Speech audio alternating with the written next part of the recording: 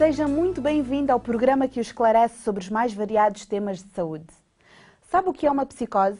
Conhece alguém que registra uma evidente desorganização da personalidade, perda de noção da realidade e dificuldade nas relações afetivas, sociais e profissionais? Então, este programa foi feito para si, porque hoje vamos tirar todas as dúvidas que têm sobre esquizofrenia.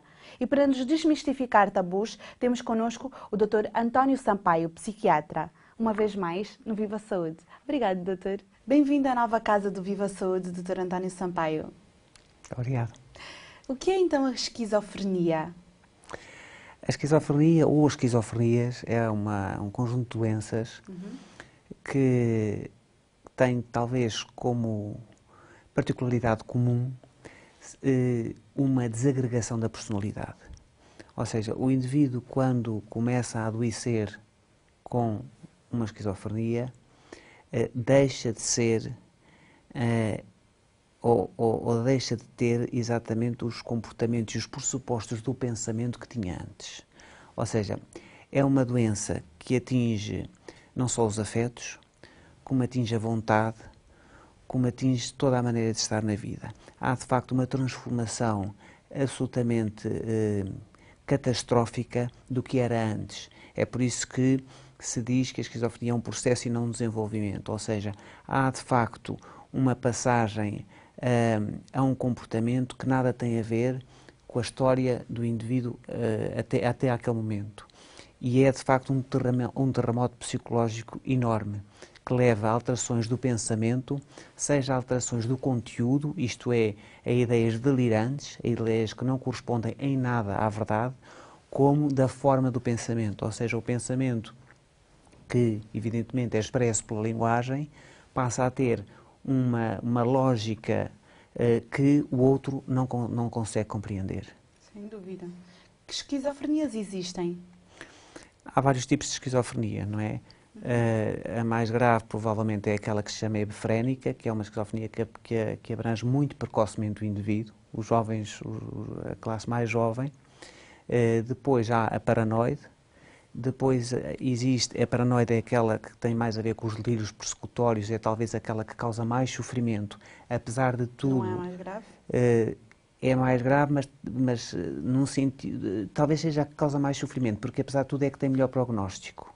A hebefrénica tem pior prognóstico, não é? E depois existe a catatónica, que é uma esquizofrenia que hoje em dia é relativamente rara, que abrange muito a parte do movimento, em que as pessoas tinham posturas catatónicas, que são posturas quase paralisadas, quase em posturas de estátua, sem se perceber porque é que aquele comportamento catatónico era de rigidez e de imobilidade, sem que essa imobilidade fizesse nenhum sentido que o pensamento humano conseguisse perceber, pelo menos o pensamento comum conseguisse perceber, e existe ainda outra, que é a chamada forma simples, que é uma esquizofrenia, de facto, também relativamente rara em relação às outras, que é uma esquizofrenia que aparece de forma muito insidiosa, mas que também é suficientemente grave para produzir alterações graves. Quais são as causas dessas esquizofrenias? A esquizofrenia, como quase todas as doenças, tem um componente genético, ou seja, uma fragilidade que se transporta no sentido, num sentido hereditário, que se herda, e depois tem fatores desencadeantes. Quase todas as doenças aparecem a união destes dois fatores. Provavelmente nós herdamos muitas fragilidades, o cérebro humano é um órgão que obedece a critérios em muitas coisas iguais aos outros. Nós podemos ter um coração mais frágil, podemos ter um estômago mais frágil, podemos ter uns ossos mais frágeis e depois, se temos o outro agressor, por exemplo, imagine que uma pessoa tem uma herança de carcinoma pulmonar. Evidentemente, se ainda por cima fumar, a probabilidade de desenvolver é muito maior.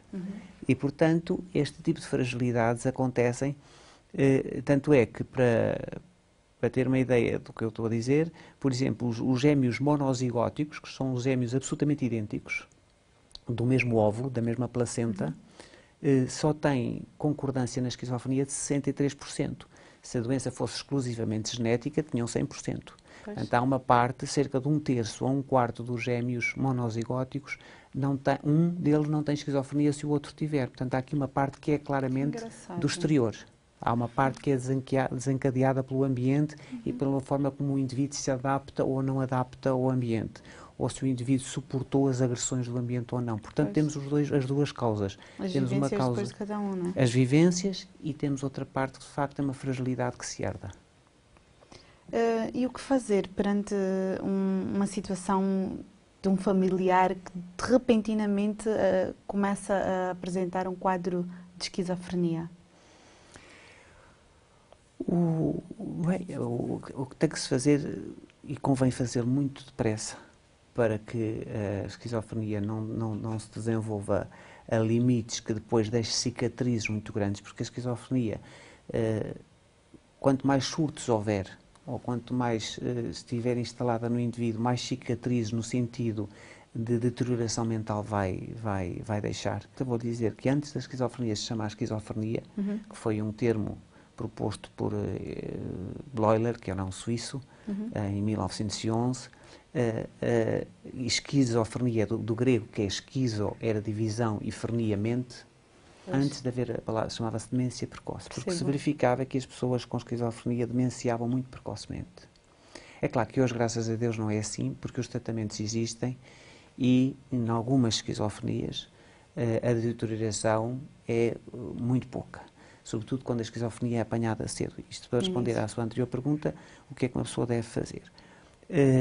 Quando nós estamos perante alguém com uma esquizofrenia, independentemente das ideias absolutamente absurdas, delirantes, seja de perseguição, seja de ouvirem vozes que anunciam determinado tipo de coisas, ou a vozes, que é muito frequente, comentarem atos, as alucinações auditivas muitas vezes dizem à pessoa: não estás a fazer bem, não lhe respondas, olha que ele quer isto, olha que ele quer aquilo. Portanto, são vozes muito perturbadoras. A pessoa está num sofrimento absolutamente incrível, porque não tem a mínima ideia que aquilo é uma doença e, portanto, acha que aquilo é uma interferência, seja divina, seja de outro tipo de espíritos, o que seja. Por isso é que costuma-se às vezes muito ainda falar que é uma doença que é associada a feitiçarias e misticismos. Claro, embora, na verdade, se nós, enfim, pensarmos um bocadinho, a verdade é que o fenómeno alucinatório é um fenómeno que nós temos, por exemplo, quando sonhamos. Quer dizer, quando nós sonhamos, nós ouvimos pessoas falar connosco que não estão lá. Vemos pessoas, às vezes, no sonho. Portanto, o fenómeno alucinatório não tem que ser um fenómeno extraordinário. Evidentemente, isso não acontece na vigília, quando estamos acordados, isso não acontece.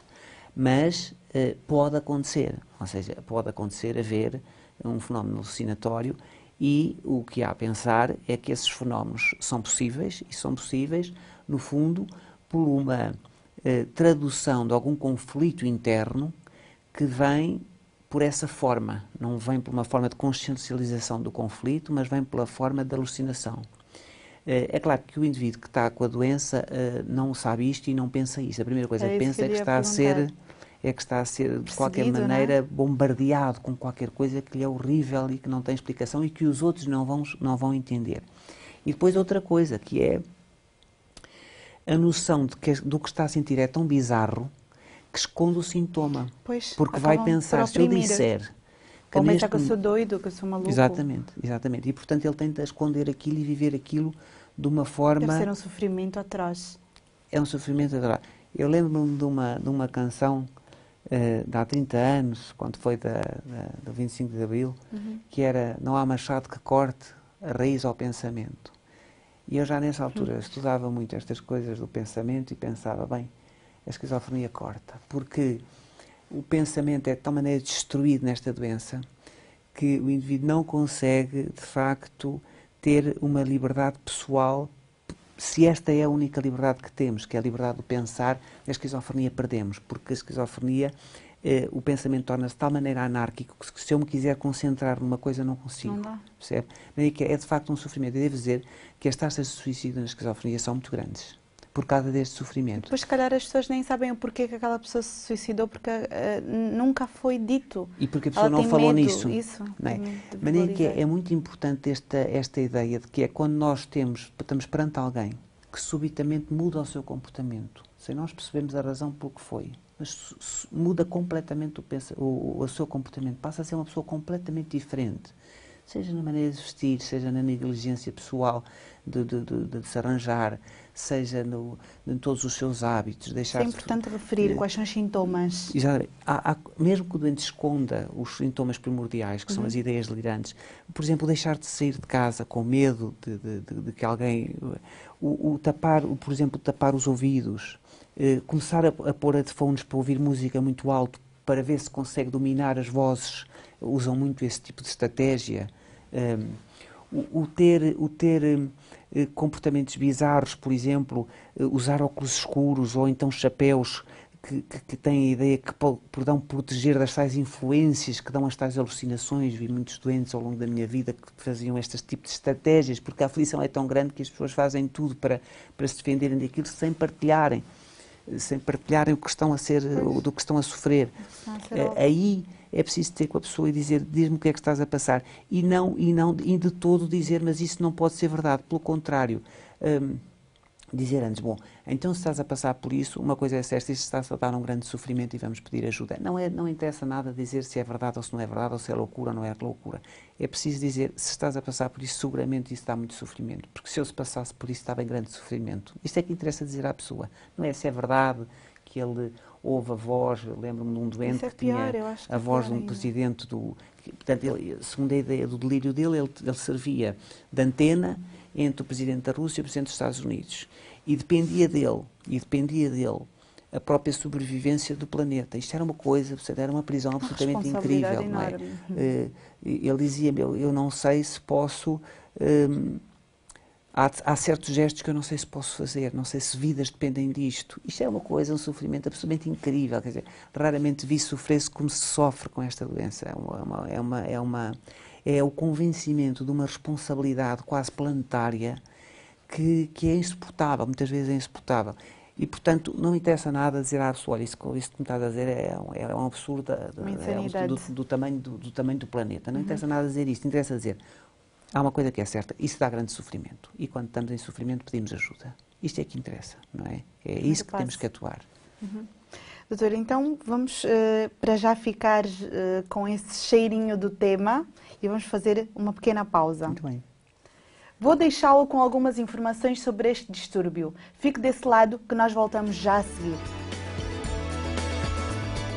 A esquizofrenia afeta 24 milhões de pessoas em todo o mundo e é mais prevalente entre os 15 e os 35 anos.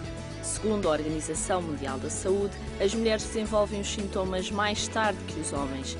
No sexo feminino, a doença surge entre 3 a 6 anos mais tarde. Os esquizofrénicos têm uma taxa de mortalidade maior do que o resto da população. A possibilidade de suicídio pode estar na origem deste facto, mas as causas naturais de morte estão relacionadas com desordens cardiovasculares e do sistema respiratório. Estima-se que mais de 50% das pessoas não recebem os cuidados adequados e 90% das que não são tratadas fazem parte de alguns países africanos. 1 em cada 10 pacientes com esquizofrenia tem um familiar afetado por esta doença. Ficou esclarecido? Se tiver alguma dúvida, não deixe de nos expor. Passe pelo nosso Facebook, veja as informações que disponibilizamos sobre algumas doenças e deixe-nos a sua opinião e os seus comentários, porque esse programa é feito a pensar em si. Siga o exemplo da Edvínia Neto, que nos colocou a questão no Facebook. Como devo agir quando o meu familiar tem uma crise? Pode responder-nos, doutor. Pois, as crises, quando as crises já são habituais, já não é tão difícil atuar, porque o paciente sabe que, embora a crise seja enganadora, isto é, a crise levante sempre no paciente a ideia de que desta vez pode ser verdade, destas vezes as vozes podem não ser doença, apesar de tudo, ele sabe, muitas vezes ele sabe, que apesar de acreditar que aquilo existe, que aqueles sintomas existem, que alguém de facto lhe quer mal, que alguém de facto lhe faz coisas, ele também sabe que a medicação e a recorrer ao médico lhe alivia um sofrimento. Portanto, A ideia de que se calhar está na altura de pedirmos novamente de ajuda, esta é a ideia que é aquilo que devemos sempre propor a qualquer pessoa que nós vemos que está novamente a ter uma crise. E sobretudo, procurar sempre que a pessoa, logo nos primeiros sintomas, tenha intimidade suficiente connosco, familiar ou amigo, ou que seja, para nos falar logo que a crise começa. E, sobretudo, cumprir a medicação, porque uma das coisas que precipita muito as crises é o abandono da medicação. Há bocado até, desculpe voltar um bocadinho atrás, mas há bocado tinha-me perguntado sobre as causas e nós tínhamos falado dos fatores desencadeantes. Sim.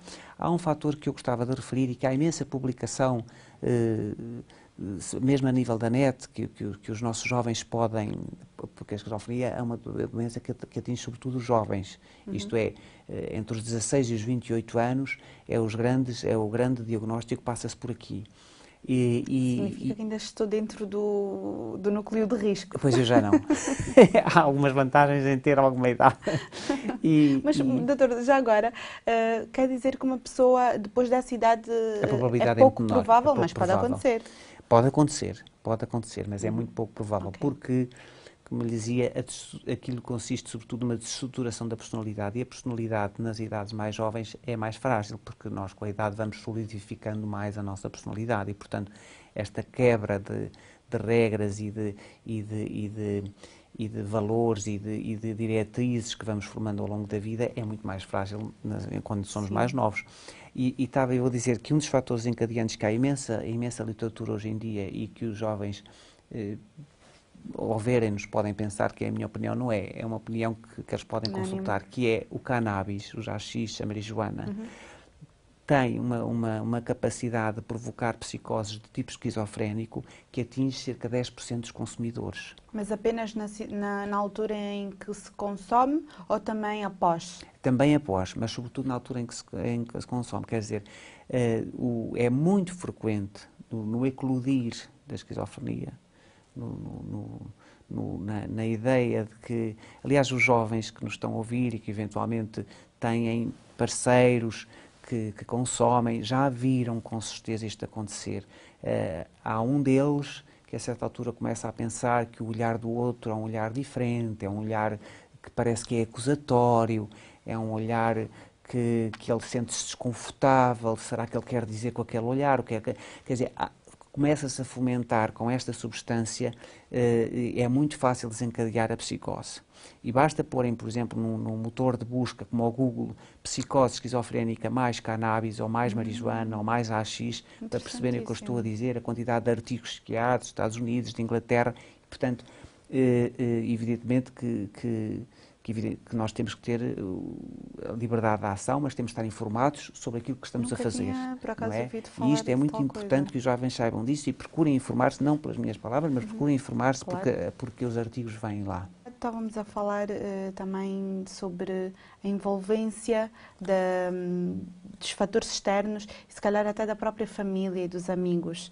Até que ponto é que eles podem sofrer com as crises dos seus, da sua pessoa querida que está doente?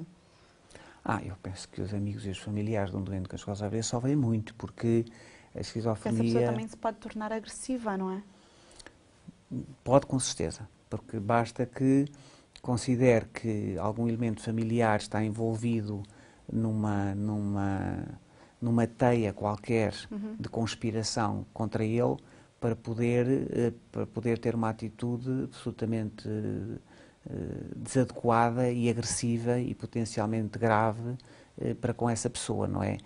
Mas também sofre-se muito, sobretudo porque a esquizofrenia faz uma dissociação entre o pensamento e o afeto, ou seja, a pessoa deixa de ter a capacidade de vivenciar os afetos da maneira como fazia até ali, de maneira que o próprio mundo à sua volta tem um contorno completamente diferente. Havia autores, estudiosos da esquizofrenia, falavam que na esquizofrenia havia um certo autismo e, de facto, há um centrar no mundo interior, no mundo delirante, sendo o mundo exterior de uma importância absolutamente secundária. E o que é primário é todo o mundo delirante. E, nessa altura, todas as pessoas que enfim, que nós todos que somos queridos perante aquela pessoa, passamos a perceber que aquela pessoa tem já por nós uma distância enorme. E isto provoca nas famílias um sofrimento muito grande e por isso mesmo é que é preciso o tratamento precoce, que é para isto depois não se instalar. As funções sensoriais, motoras e intelectuais também são todas muito afetadas. Qual delas considera que seja mais afetada? Provavelmente a intelectual é a mais afetada, embora a própria vontade seja também muito afetada. O esquizofrénico tem muitas vezes um sintoma que é a ambivalência, que quer dizer, ele não consegue decidir se sim, se não, em relação a uma coisa. É de tal maneira esta situação que, por exemplo, um esquizofrénico, para entrar num consultório médico, por exemplo, pode ficar à porta e não saber se entra, se não entra. Ou sentar-se numa cadeira, pode ficar a meio do movimento e não sabe se senta ou se permanece de pé. A ambivalência é um sintoma muito dominante na esquizofrenia, mas, sobretudo, os elos do pensamento e a capacidade de fazer um pensamento bem estruturado, com princípio, meio e fim, é que está muito, muito, muito prejudicado na esquizofrenia. A esquizofrenia tem cura? A esquizofrenia tem alguma percentagem de cura. Não é uma percentagem muito grande, mas tem alguma percentagem. Existem casos de restituado íntegro, quer dizer, existem casos de completa remissão dos sintomas em que o indivíduo consegue fazer uma vida absolutamente normal, embora seja uma minoria. Em todas as esquizofrenias que referiu? Sobretudo na paranoide, que é aquela mais espetacular, curiosamente, porque a hebefrénica tem uma taxa enfim, tem uma taxa de invalidez muito grande, a hebefrénica, mas a paranoide tem taxa, se for apanhada logo ao princípio e se a pessoa tiver uns fatores de bom prognóstico, é a idade, quer dizer, quanto mais tarde vem, melhor prognóstico tem, porque quanto mais precoce apanha, menos... Mais tarde até aos 28? Mais tarde até aos 28 e depois dos 28. Porquê? Pois. Porque já vai apanhar uma personalidade mais bem estruturada. Sim. Porque se a esquizofrenia apanha um indivíduo de 15 anos, a cicatriz, porque apanhou um indivíduo ainda muita informação, a informação neurodinâmica, a informação, porque isto é sobretudo também uma doença do neurodesenvolvimento, porque a tal formação que nós falamos no sentido psicológico, da estrutura da personalidade, tem também um correspondente neurofisiológico, ou seja, há ligações sinápticas que em nós se vão desenvolver. Por exemplo, se eu estudar desde pequeno música, ou estudar plantas, há ligações que me vão se tornando cada vez mais apto a determinado tipo de funções. Portanto, as chamadas nossas vocações ou as nossas apetências vão depois ter um equivalente neurofisiológico, não é? E, portanto, neste neurodinamismo, se for mais consolidado, depois a cicatriz é menor. E se for menos, a cicatriz é pior. Por isso é que é preciso um trabalho, além do tratamento com as substâncias químicas, é também preciso um trabalho de conservação do pensamento e de estudo daquele indivíduo no sentido psicológico, e o acompanhamento psicológico é também muito importante. E quando as pessoas recusam-se a ter acompanhamento, a irem às consultas, a tomarem a medicação, o que fazer nessa circunstância? Na Europa e em Portugal também, esta doença é tão grave e pode de facto pôr a vida do indivíduo em causa, que neste caso aplica-se uma lei que é a Lei de Saúde Mental, de que as pessoas também podem ter acesso, basta porem também no motor de busca a Lei de Saúde Mental que aparece. Lei de Saúde Mental. Lei de Saúde Mental, basta pôr assim, Lei de Saúde Mental. E a Lei de Saúde Mental estabelece que qualquer indivíduo que seja portador de uma anomalia psíquica grave, que crie por força dessa anomalia psíquica, ponha em causa a sua própria vida, ou os seus próprios bens, ou a vida do outro, ou os seus próprios bens, deve ser participado pelos familiares ou pelos que têm próximos à autoridade de saúde, neste caso aos delegados de saúde da área, para que sejam conduzidos, mesmo contra vontade, a um serviço de urgência hospitalar, para depois se determinar o internamento, que neste caso será compulsivo ou não. Isso deve ser posto em último recurso, não, doutor? Em último recurso, claro. Apesar de tudo, apesar de ser um último recurso, temos que ter em conta que às vezes não podemos adiar, porque em qualquer momento, porque é uma doença, como lhe digo, quer dizer, o indivíduo pode, de facto, a qualquer momento ter uma atitude de autodestruição muito grave, e também não podemos, enquanto familiares, né, exatamente, da que tinha outrora. Não podemos, enquanto familiares, também depois carregar com o peso, ou médicos, carregar com o peso de, se eu tivesse feito, ele não tinha feito este disparate, não é? Ou não tinha morto alguém, ou não tinha... Doutor, explique-nos só de modo, se calhar, sintetizado, como é efetuado o tratamento? O tratamento é efetuado com umas substâncias que se chamam antipsicóticas. As substâncias antipsicóticas hoje, sobretudo nos últimos 10 anos, têm evoluído muitíssimo.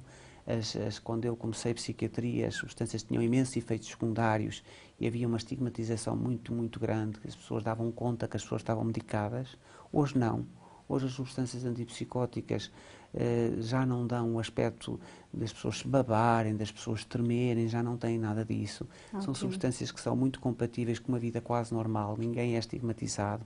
Portanto, o tratamento hoje em dia é muito mais acessível do ponto de vista de não transformar o indivíduo num zombie, como antigamente se passava. Eu lembro-me desse tempo, há 30 anos atrás, houve uma evolução muito grande e, portanto, não há motivo nenhum para uma pessoa não aceitar esse tratamento. Porém, para se comprar a medicação tem que ser com prescrição médica apenas. Sempre. Isso, portanto, é necessário, acima claro, de tudo, se tem o problema, recorrer a um médico. Exatamente. Quer deixar alguma mensagem para finalizarmos? A mensagem que eu quero deixar é uma que eu acho que deve sempre orientar as nossas vidas no caso do sofrimento, que é, ainda que nós possamos pensar que o sofrimento é meu e tem alguma causalidade mínima, o partilhar com quem merece a nossa confiança, porque há sempre alguém no mundo que merece a nossa confiança, o partilhar isso é muito importante fazermos, porque podemos estar enganados, nenhum de nós é dono da verdade. E, portanto, partilhar o sofrimento, ainda que estejamos convencidos que por alguma causa que nós fizemos no passado, esse sofrimento me é merecido, ainda assim, há de haver alguém que mereça a nossa partilha e com quem eu posso desabafar as minhas coisas mais pessoais e mais íntimas. E isto é importante fazer em qualquer caso. Doutora, adoramos tê-lo novamente cá na Casa do Viva Saúde pela segunda vez e esperamos que venha uma terceira e uma quarta e uma quinta, enfim. Tenho todo o prazer. Sabia que pode rever este e outros programas no nosso canal do YouTube ou no Facebook? Visite-nos e conheça o que de melhor temos para lhe mostrar. Agora, vou deixá-lo com as informações importantes do Viva Saúde de hoje. Já tem a caneta e o papel consigo? Aqui fica o tome nota. A esquizofrenia é um distúrbio da personalidade. Pode ser genética, estar na origem de uma situação traumática ou do consumo de drogas. Os sintomas passam pela ambivalência, a postura paranoica e a mudança de personalidade. É uma das doenças que atinge sobretudo os afetos e a vontade. É frequente o doente ouvir vozes e ter alucinações. Pode ser de vários tipos. A hebefrénica é a mais grave e afeta sobretudo os jovens. A paranoide, que é mais caracterizada pelos delírios, e a catatónica, que afeta os movimentos. O tratamento é sempre clínico, recorrendo à utilização de medicamentos, nomeadamente de antipsicóticos e ainda de apoio psicológico. A família tem um papel importante neste processo. A esquizofrenia pode ser controlada, consulte o seu médico e tenha uma vida minimamente saudável.